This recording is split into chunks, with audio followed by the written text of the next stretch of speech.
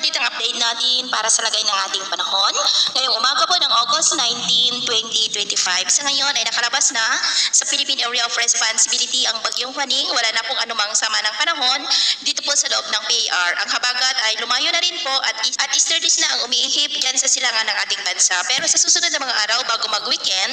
may banta ulit ng panibagong sama ng panahon na maaari na lalapit dito sa ating bansa at posible rin niya na lalakas at kung patuloy ang paglakas niyan ay tatawagin po sa local name na bagyong Isang na banta lalo na dito sa Northern Luzon at posible rin na muli nitong palakasin ang habagat at ito naman ang pinapakita ng forecast model nating ginagamit hanggang sa susunod na 2 linggo ay posible pa rin ang pamumuo ng mga sama ng panahon sa paligid po ng ating bansa.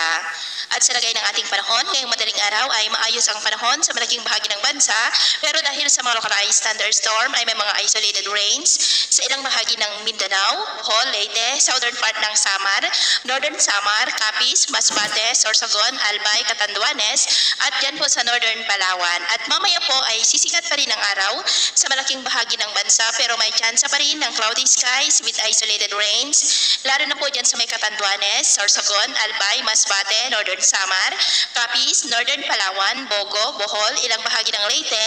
at dyan po sa malaking bahagi ng Mindanao. At mamayang hapon, mas maraming lugar ulit ang makakaranas ng mas maulap na kalangitan with isolated rains. Kaya kung lalabas tayo sa ating mga tahanan, ugaliin naman po natin lagi ang magdala ng kahit anong panangga natin sa init ng araw at proteksyon na rin po sa mga biglaang buhos ng ulan. At sa atin naman po mga baybayin, wala naman po tayong nakataas na namang gale warning signals pero may pag-iingat lamang po kung papalaot tayo para po mas makaiwas sa mga sakuna